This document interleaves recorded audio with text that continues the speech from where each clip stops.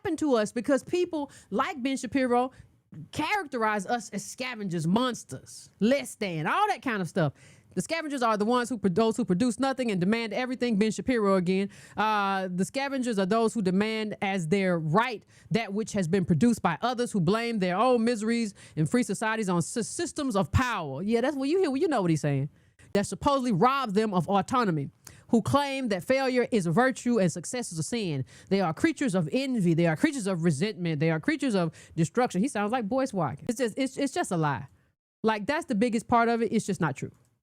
Like, that's just not what happens. And there are systems, and there are systems that rob people of their birthright, right? That happened to us because people like Ben Shapiro characterize us as scavengers, monsters, less than, all that kind of stuff.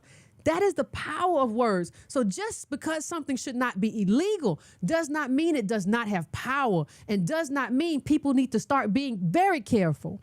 And not just about them and their family. You should be very careful in terms of how people use words against anybody, even if that's not your group, because eventually it comes for your group. It may take a while, but eventually it comes for your group too. They used to lynch our people for saying the wrong thing to a white person. For you could as an ADOS man, you could get lynched for saying hello to a white woman. That was speech.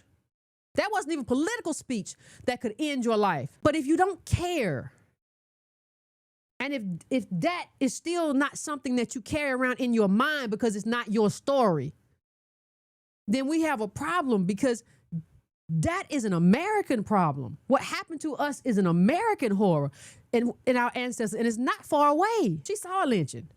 Like, this is not that far away that we don't know people who saw this. And a lot of that was tied to words.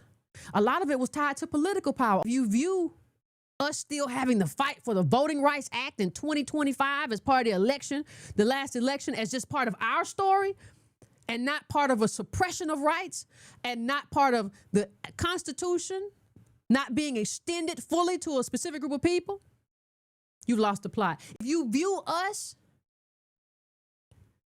as people who have been robbed of wealth and never got reparations as just, that's ADOS, as opposed to the government robbing a group of Americans, you've lost the plot. If you have sympathy for Kirk, but you don't have sympathy for the survivors of the Tulsa massacre, who lived through a plunder and had money not passed down to them that they were supposed to have, and they saw people killed who were in their family, in their lives, old people shot, Kirk, but you don't have sympathy for those people, and you want to see justice for him, but not justice for them, you've lost the plot, and you don't know what it really means to be human. You cannot extend that, and you cannot see that the Constitution and everything that flows from that in terms of liberty and justice and the right to property and all of that, if you can't see that that has always been limited by a group of people, and that could one day come for you,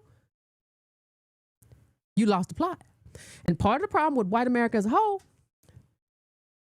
y'all lost the plot. So, I think we all have some work to do, especially the white brethren and sistren. Yeah. You have to extend to other people what you want for yourself. And nothing can ever just be an ADOS problem. And that's a Negro problem. No, it's kind of an American problem. And we kind of all have to deal with it. And there are going to be repercussions to all of it.